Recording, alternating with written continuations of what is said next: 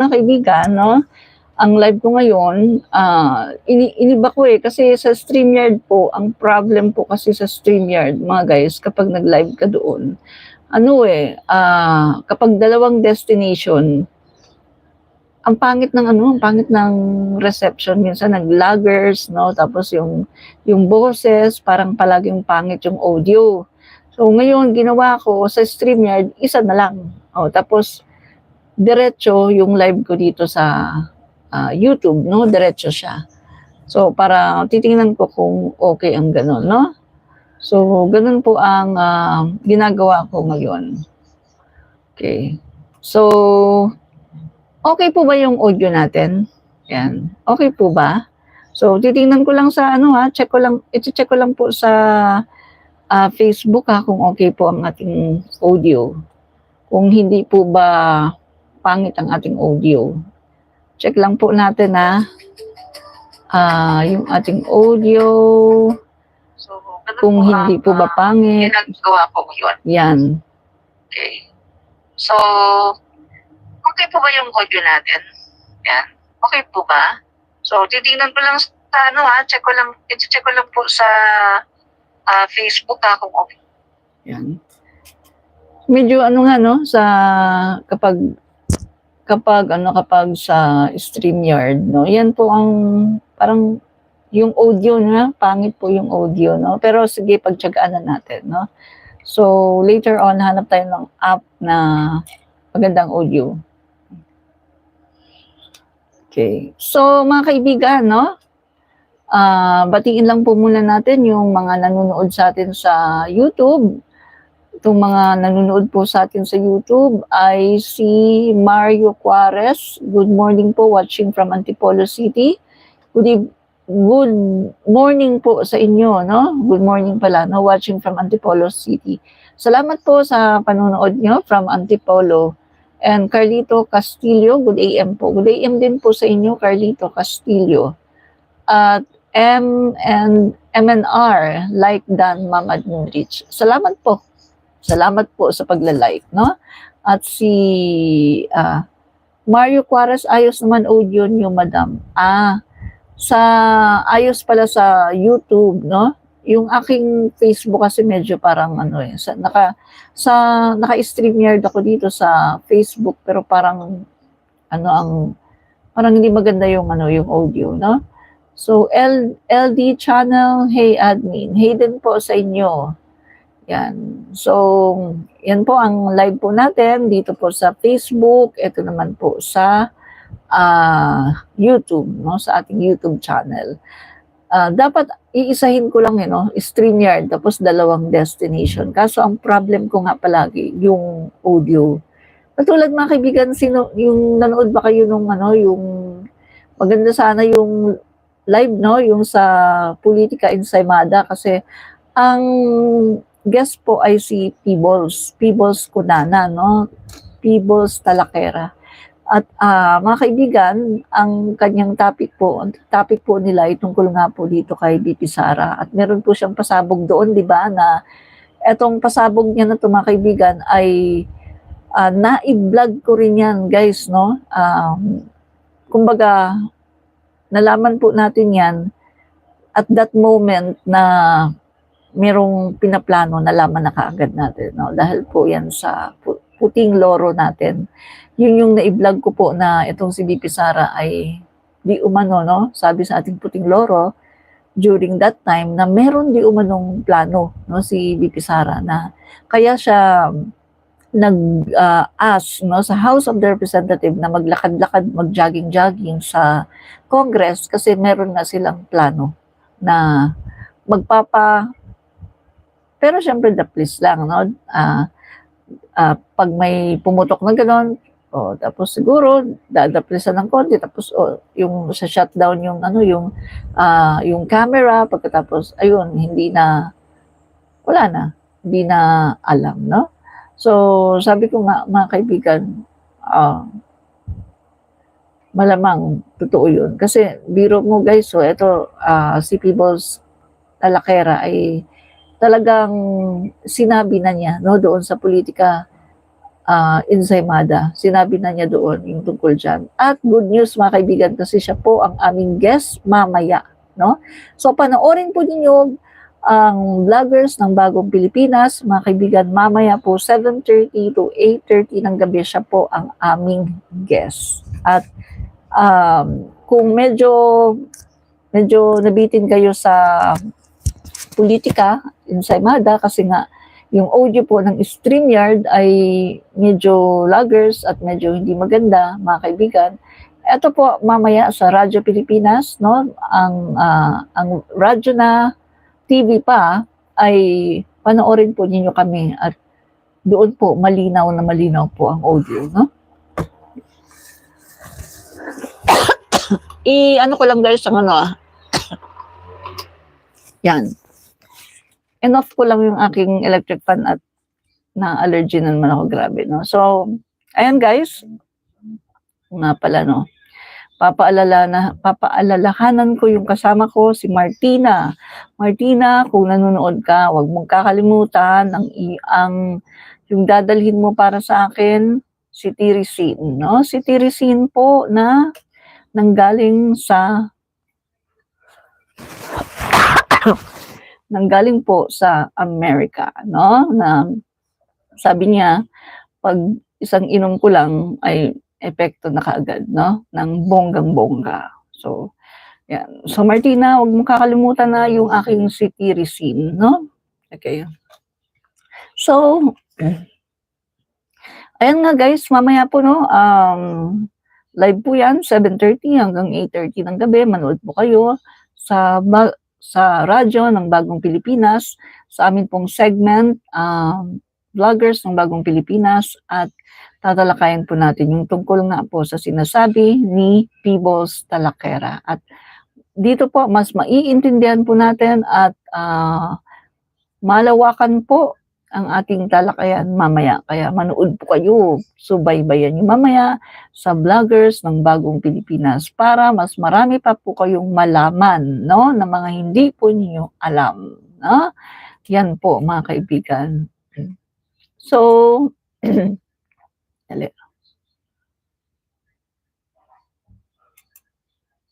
Oy. Yan, bakit nag-full screen? Sandali Yan, ayan.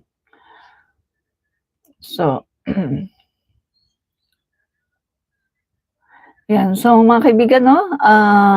Unang-una muna, mga guys, so, atin po munang batiin, mga kaibigan, yung ating mga kababayan, no? Na mga OFW sa buong mundo, kung saan man kayo naroong bansa, no? Kayo po ay pwedeng manood dito sa mamaya po sa vloggers ng Bagong Pilipinas dahil ito naman po ay naka-stream online. At doon naman sa mga kababayan natin na nandito po sa Luzon, Visayas at Mindanao, kung yung mga walang TV, pwede po kayong makinig sa radyo, no? Yan. So, yan po mga kaibigan na ang ating pong guest mamaya ay si Peebles Talakera. Yan. So, mga kaibigan, ang topic po natin ngayon ay ito po, no? So, sabi ko nga sa inyo mga kaibigan, tuwing tayo magla-live, ay meron po tayong isisingit, no? Meron po tayong tatalakayin na ating ito-throwback. Ito-throwback po natin yung mga issue na nangyari, kung bakit dapat talagang mapa-impeach itong si VP Sara Duterte, no?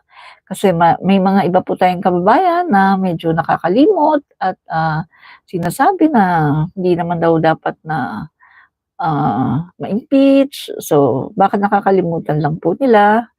Yan. So, ito po mga kaibigan, no? Okay, ito po, yung pagbi-blame po ni VP Sara Duterte sa Kongreso na walang ebidensya, no? Mga kaibigan, ay isang desperado na cover-up para sa kanyang korupsyon, no? Di umano, mga kaibigan, sa DepEd at para sa kanyang pagiging incompetent, no? So, tingnan po natin yung article mga kaibigan. Okay. So, bago po ang lahat mga kaibigan, mag-Holy Week na pala, no? So, Holy Week na nga pala mga kaibigan, no? Kaya, tingnan natin na April 18 at saka Good Friday po at saka sa April 19 naman Black Saturday. So itong week, no, mga kaibigan, sa susunod na week ay start na po pala mga kaibigan ng Holy Week. Yan. So tuloy na po tayo. Sabi po dito sa article ng PNA or Philippine News Agency, ex-DepEd Building Program Executive accused of asking for 18% kickback. Yan. So, a lawmaker on Thursday revealed alleged anomalies in the implementation of the Department of Education DepEd school building program, particularly a kickback scheme involving a former undersecretary.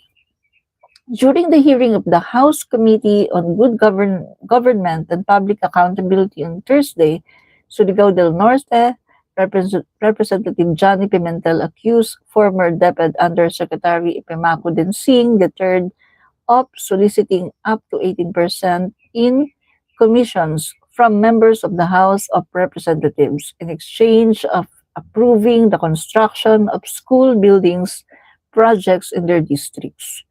So, mga kaibigan, nakikita natin noon si VP Sara Duterte, panay ang accuse niya sa Kongreso na kesyo meron daw kinukuha daw yung kanilang budget daw sa di umano ay pagpapagawa ng mga school buildings, no? Pero nakita natin mga kababayan na iba naman pala yung kwento, no?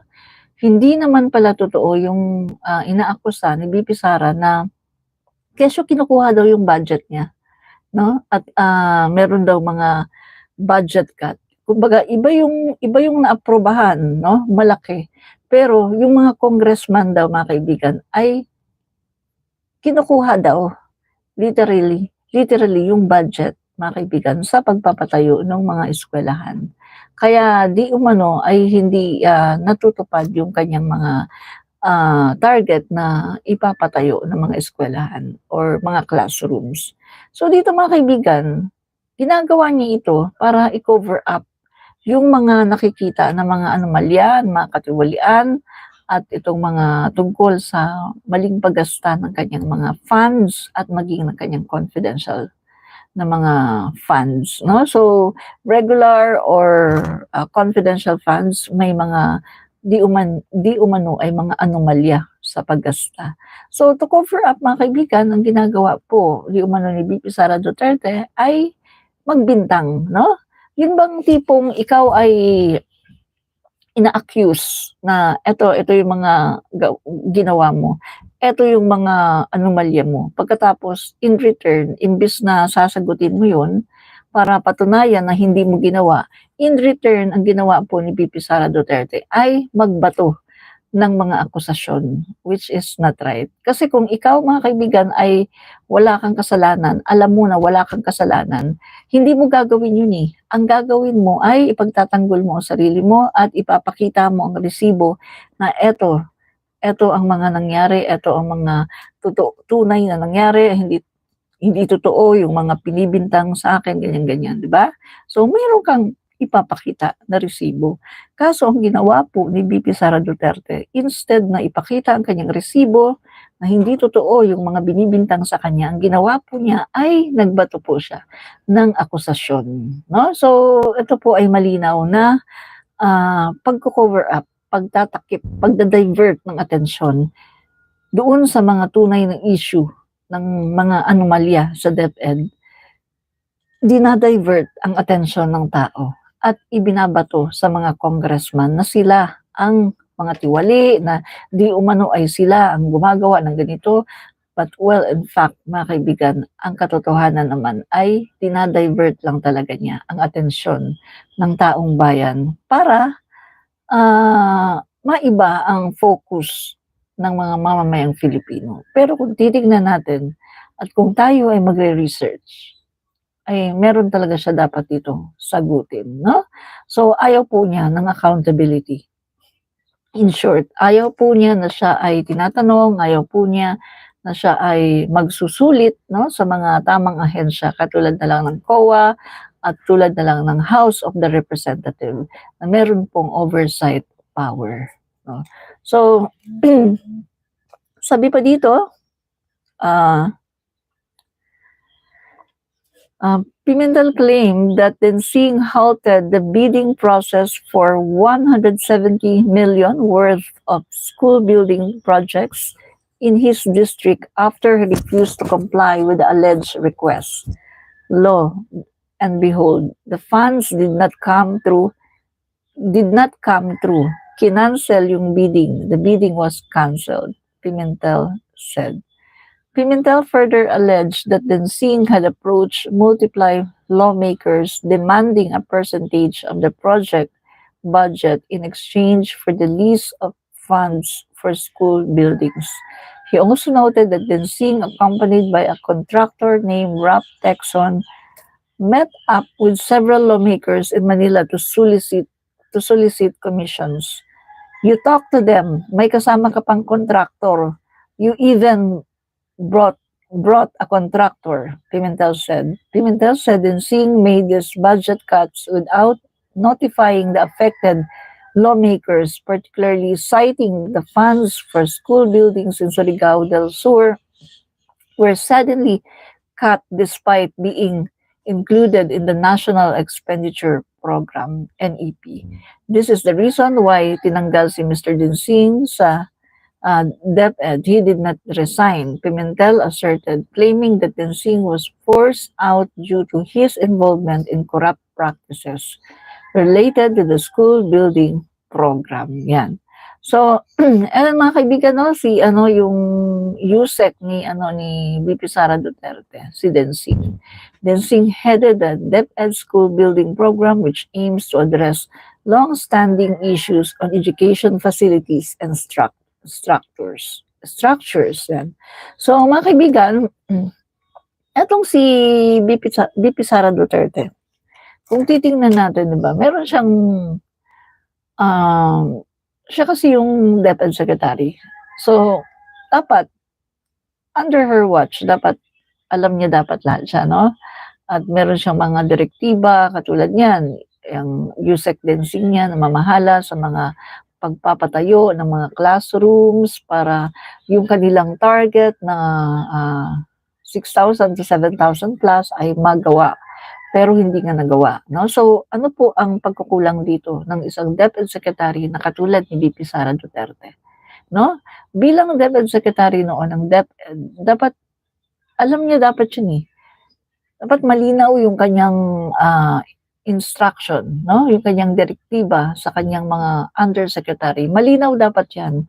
Kasi yung target niya ay makatayo ng 6 to 7,000 na classrooms. Dapat malinaw yan na ini-impose niya yan at talagang pinupukpok niya, no, yung kanyang mga undersecretary, yung kanyang undersecretary na gawin dahil yan ang kanyang target. Pero dito, nag-fail po pagdating po sa leadership. Kasi leadership to eh, no? Leadership yan mga kaibigan eh. Biruin mo, hindi ka sinusunod ng iyong undersecretary.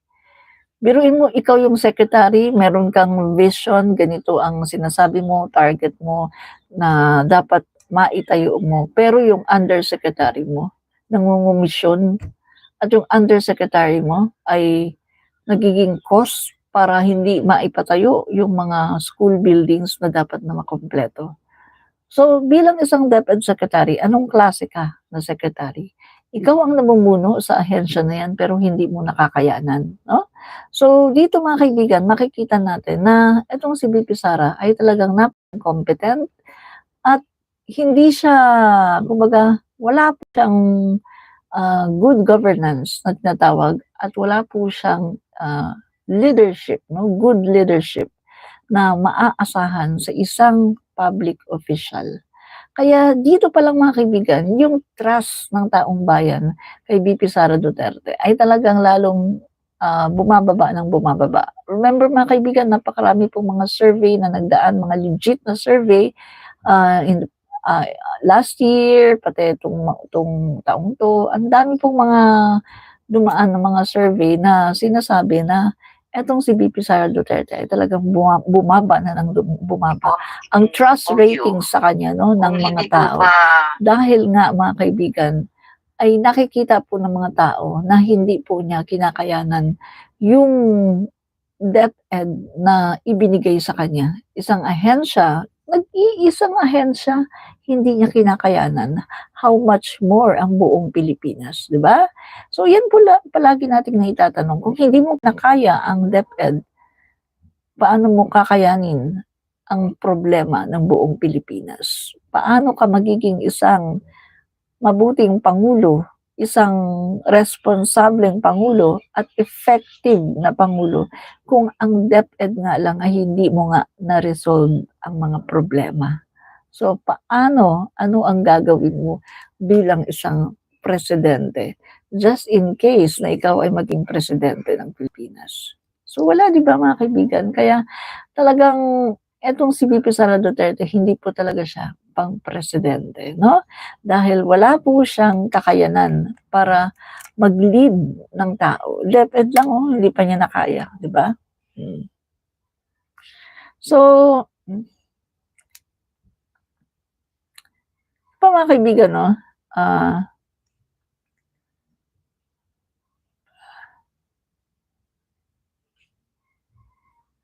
Okay, ito pa. Tingnan natin itong isa. Okay, itong isang article. Yan, so, article naman po ng Politico. Yan. So, ito po mga kaibigan, yung sinasabi po ni VP Sara Duterte na yung pondo daw ng DepEd ay pinupuntirya daw no, ng kickback. So, ito po ang sinasabi po niya dito na pinupuntirya daw ng kickback ang DepEd budget. Ito po yung kanyang mga akusasyon no, sa mga kongresista. So, ayon po sa pagbubunyag ni Vice President Sara Duterte no, na may ilang mambabatas di umano mga kaibigan na humingi ng kickback mula sa 5 billion budget na kanyang iminungkahi para sa pagpapatayo ng mga silid-aralan, no? Sabi po niya. So sa isang recorded na interview, sabi po ni VP Sara Duterte na nagpahayag ng pagtataka daw si Duterte no, sa kahilingan para sa isang bahagi ng budget. So pinawanag po ni Sara na nang magtanong ang mga mambabatas tungkol sa kanilang kickback sa budget, mariin niyang tinanggihan ang ideya at idiniin na ang pagpapahintulot sa mga ganitong gawain ay makahadlang sa pagsisikap ng DepEd na tugunan ang kakulangan sa silid-aralan ng bansa. O, yan yung sinasabi ko mga kaibigan, no?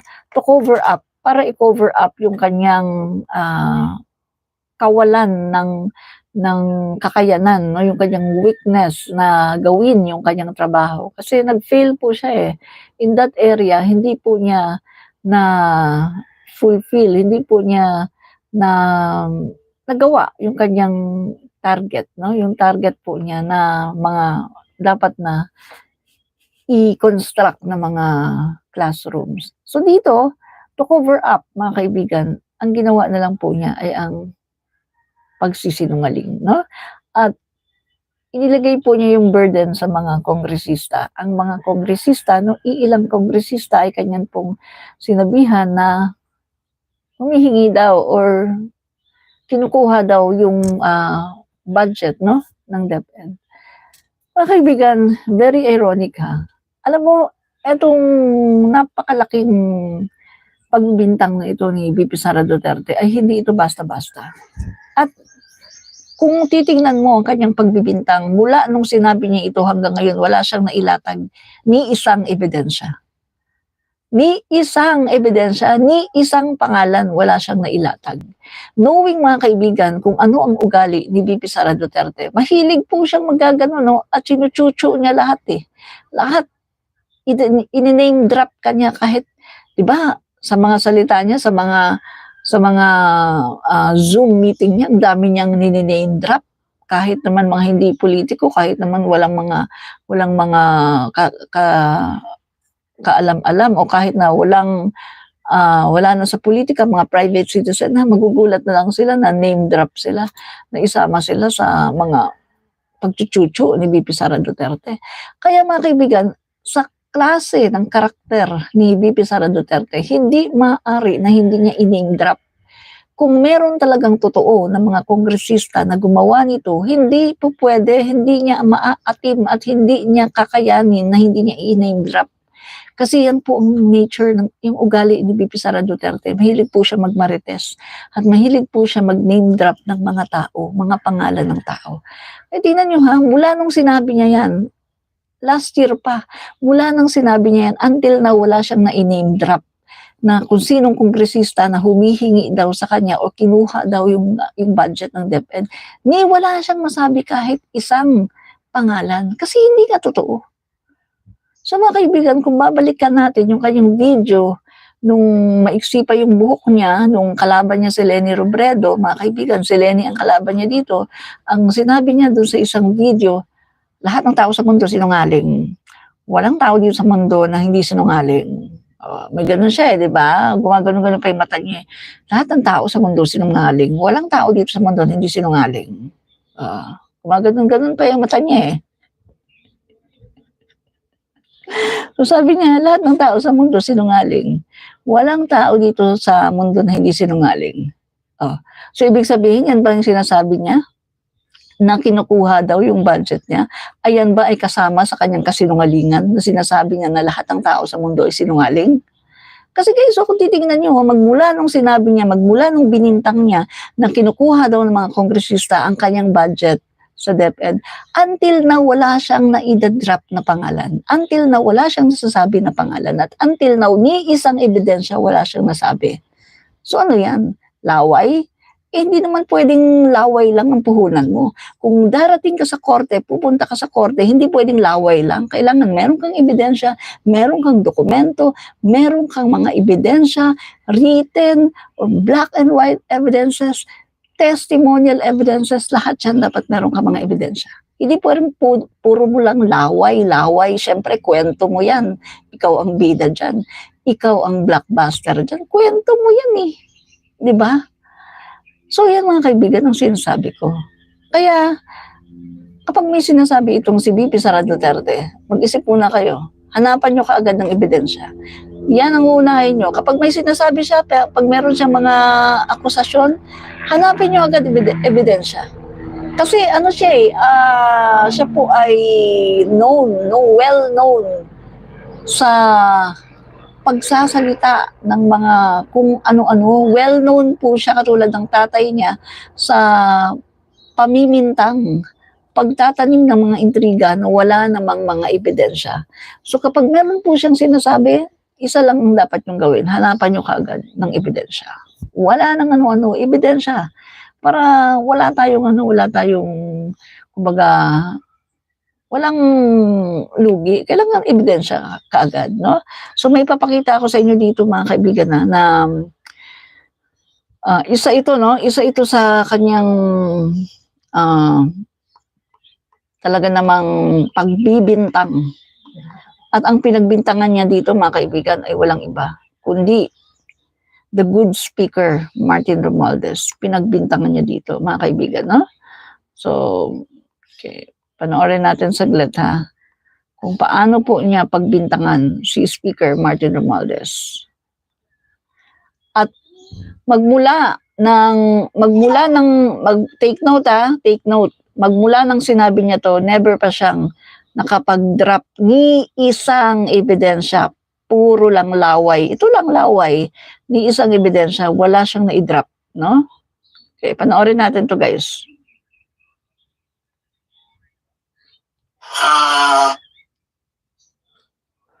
Vice President, nakakatawan naman yun Walang mga katotohanan. Hindi ka gumagaan ng contest Kasi wala kang kalaban sa Tacloban. Kasi binibili mo, pinapakidnap mo, hinahalas mo, ang mga kalaban mo. Hindi ka gumagaan ng contest. Itong accusation ni Vice President, nakakatawa naman yun eh. Walang mga katotohanan yan eh.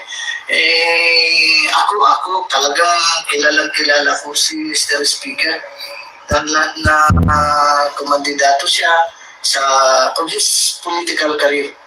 Wala naman siyang kinidnap. Wala naman siyang hinaras ng mga political opposition. Lumalaban siya ng patas. Wala nang lumalaban sa kanya. Mostly kasi, alam naman, nakikita naman yung matulungin siya. Hindi naman niya pinapabayaan yung forces of Leyte, especially in our municipality of Tolosa. So, nakakatawa yung mga accusation ni Vice President. Walang katotohanan po. I know and we know, Mr. Speaker, na matulungin siya. I've been watching so many videos of VP Sara circulating online, and napaka-unfair yung mga pinagsasabi niya.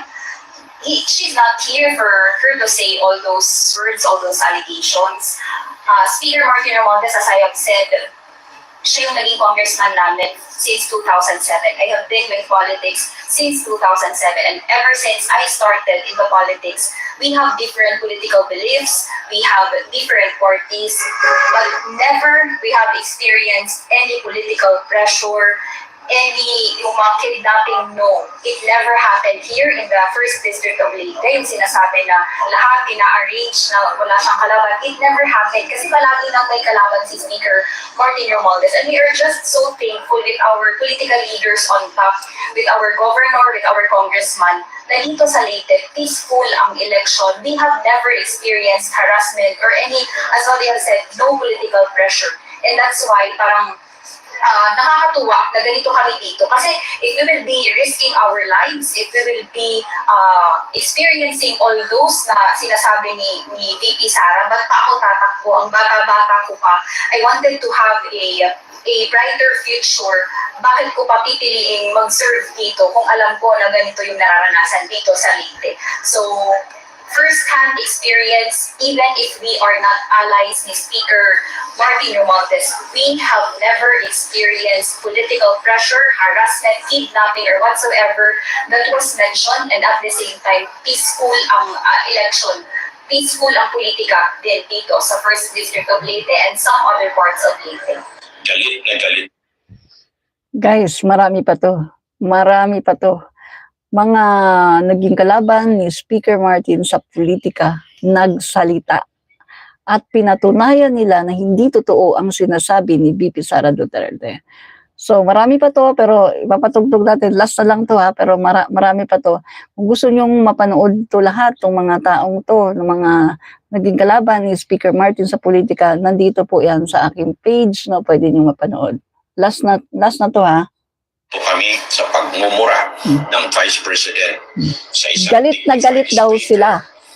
Like of Congressman Martin Romualdez, he doesn't deserve such profane language, nor of course by the Vice President.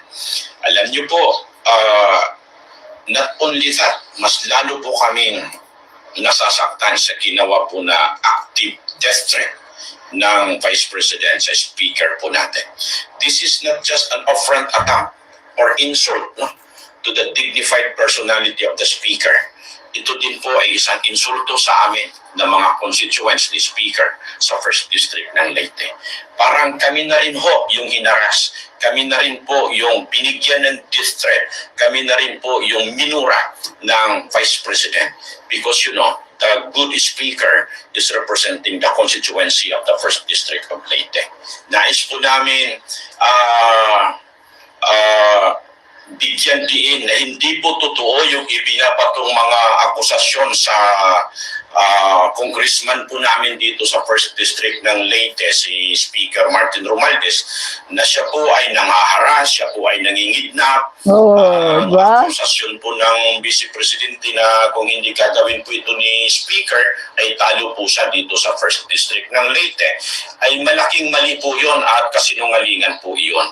Napaka-dignified po na tao, napakakalma, napaka-diplomatic yung Speaker Martin Romualdez. Siya po'y nakikituto tungo sa mga alkalde, sa mga political leaders sa lokal at maging sa mga barangay na level at maging sa lahat ng mga constituency po namin na ipinapakita niya po talaga. As I said, he is an embodiment of the principle of honesty, integrity, and service. Kaya ho, mali at hindi po totoo yung binabato sa kanya na namimili po siya ng botos o kaya nananakot ng tao, nagkikidnap, nag-i-influence, nag-i-intimidate.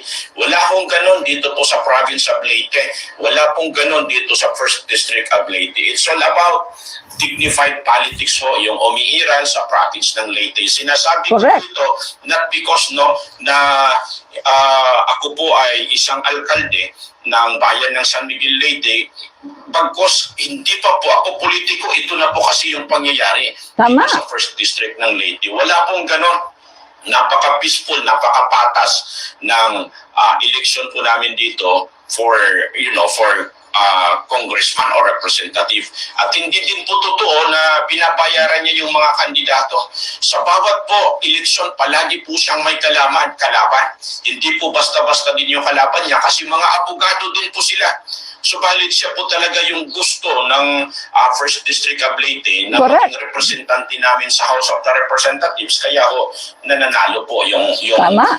Martin Romualdez na ngayon speaker po sa 19th Congress, wherein kami po dito sa 1st District at sa kabuuan ng Leyte, we are very much proud na yung speaker nga po ay galing ko sa probinsya at saka sa distrito po namin. Tama. I cannot understand why he said that. She said that. Parang So marami pa yan guys, no, mga nagsalita.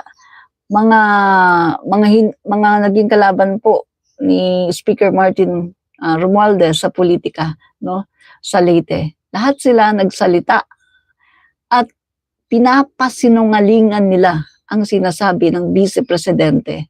Dahil totoo naman talaga na hindi po ginagawa ni Speaker Martin Romualdez ang pangingidnap, pangharas, vote buying. Mga kaibigan, nakapunta na po ako no sa Leyte, no sa Tacloban, nakapunta na po kami mga kaibigan, no. Mga iba kong kasamang vlogger at personal po kami ay pumunta.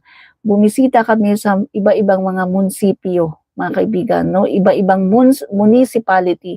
At mismo mga kaibigan, nagtanong-tanong din kami sa mga tao at lahat po talagang mahal na mahal nila ang Romualdez, mga kaibigan. At ang kinikwento pa nga nila ay meron pong hospital, no? Ang mga Romualdez, ang pamilya po, no, ng Romualdez ay may hospital doon. At yun nga, itong nakwento nila na noong panahon di umano ng Yolanda ay ginamit daw, no, ang hospital ng mga Romualdez para dalhin doon yung mga nabiktima ng mga Yolanda victims at doon ginamot ng lahat-lahat yun ay libre. No? So, ang iisa po ang sinasabi ng mga tao doon, ang Romualdez daw ay mga matulungin, mga mabubuting tao, mga respetado, at ang mga Romualdez daw ay magagalang, parang PBBM. Parang Bongbong Marcos lang po, no? PBBM, parang Marcos family din po. Kasi alam naman natin, Imelda Romualdez Marcos, alam naman natin gaano kabuti ang ating First Lady, no, former First Lady Imelda Romualdez Marcos. Alam naman natin kung gaano siya kabuti. Ganun po, Romualdez, no? Mahal na mahal po ng taong bayan ang mga Romualdez sa Tacloban, no, sa Leyte. Kaya sa totoo lang po, no, minsan talagang wala nang lumalaban kay Speaker Martin. Bagamat meron pa ring mga minsan may mga lumalaban, mga lawyers, no, lumalaban, pero ang binoboto talaga ng tao ay si Speaker Martin. Yun talaga ang gusto ng Leyte, ng Tacloban Leyte, no, sa 1st District, no. So, wala po tayong doon. Pagdating po dyan, yung sinasabi po na yan ni VP Sara Duterte, lahat po ay produkto ng kanyang imahinasyon. Lahat po ng sinasabi ni VP Sara Duterte patungkol, no, kay Speaker Martin Romualdez, sa paninira kay Speaker Martin Romualdez, lahat yan ay produkto ng kanyang pagiging psychopath. At lahat yan ay produkto ng kanyang wild imaginations. No? So, yan lang po yan, mga kaibigan. Hindi po totoo ang lahat ng mga akusasyon.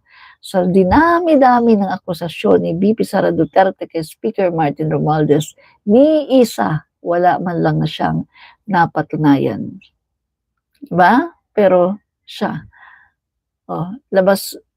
Naglalabasan lahat, mga COA report, flag, COA report, mga balita, Davao City, ghost employees sa kanyang kapanahunan, napakalaking confidential fund sa kanyang kapanahunan. Meron pang mga testimony ni Las Cañas na siya ay naging author ng bagong mukha ng tukhang sa Davao City. Napakaraming mga naglalabasan, no? At maging siya ay naging DepEd Secretary, naging Vice Presidente, ay napakarami pa rin. Hindi nauubos yung mga flag, no? Nafa-flag po siya palagi sa kanyang mga confidential funds, sa kanyang mga regular funds. At palagi pong merong pattern ng multo, ghost employees, ghost students, mga kaibigan, para po makakickback. Diba? So, kung titingnan natin, siya po ang may malaking problema. Si VP Sara Duterte po ang may malaking problema dahil marami po siyang akusasyon na ni isa ay wala po siyang ebidensya na nailatag. Sabi ko nga sa inyo, kung kayo'y marites, maniniwala kayo sa kanya. Kasi ang mga marites po, hindi na po naghahanap ng ebidensya eh. Basta meron lang po silang narinig, no? Marites, okay na yun, ikakalat na nila yan at paniniwalaan nila yan. Pero kung ikaw ay isang tao, isang Pilipino na may utak, may talino, hindi ka po makukontento sa mga marites. Kailangan kung may magmarites sa'yo, hanapan mo ng ebidensya. Ito agad ang sabihin mo, talaga ba totoo pala? Talaga ba totoo yan? Patingin nga ng ebidensya nga muna. Ganyan po ang isang matalino na Pilipino, matalinong Pilipino, ganyan ang iyong maging katanungan. Patingin nga ng ebidensya. Totoo ba? Talaga ba nanginginak ba talaga? Sige nga, patingin nga ng ebidensya. Hanap ka kagad ng ebidensya. Diyan po, mapoprotectionan po natin ang ating mga sarili para po mabudol tayo sa mga fake news. Lagi po maghahanap ng ebidensya.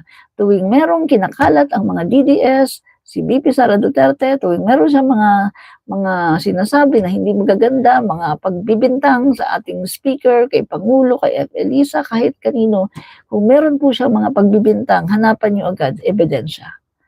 Kung walang makitang ebidensya, i-consider natin siya as pambansang marites. Diba? Yan po ang tawag ko sa kanya, pambansang marites. Kasi kita niyo naman, no, since last 2 years, no, mga kaibigan, puro po siya pagbibintang pero wala naman po siyang nailatag kahit isang ebidensya. So, si VP Sara Duterte po, maituturing natin na isang pambansang marites. Diba? Okay. Pambansang marites po yan, no? Yan. Okay, so mga kaibigan na, huwag niyo pong kakalimutan mamaya mga guys, no? Kailangan ko na muna pong mag-end, no? Dahil mamaya po, meron pa po akong bagong Pilipinas. Ang aming pong guest, si Peebles Talaquera. At kanya pong i-expose, no holding bars. Kanya pong i-expose ang mga naging plano ng mga Duterte. No? Kasi siya po ay nasa inner circle, siya po ay isang DDS, no? Kaya marami po siyang alam. 'Di ba, mga kaibigan? So, manood po kayo mamaya 7:30 to 8:30 ng gabi, no? So, tingnan niyo na lang po sa aking page. Ang i-share ko po mamaya yung live namin, Radyo Pilipinas. Tingnan niyo na lang po, no? So, para mapanood po ninyo ang buong katotohanan, no? Maraming po salamat, mga kaibigan. So, yan po, napatunayan po natin na lahat po ng mga akusasyon ni VP Sara Duterte patungkol po sa mga budget cut daw, pagkuha daw ng budget ng DepEd ng mga kongresista. Yan po ang kanyang bintang. Napatunayan po natin na lahat ng kanyang bintang ay walang katotohanan. No? So maraming po salamat. Ito po muli si Admin Rich lagi nagsasabing, fight fake news expose the truth. Bye. In order for you to fight fake news, you have to expose the truth. Salamat po. Bye-bye and God bless. Bye-bye.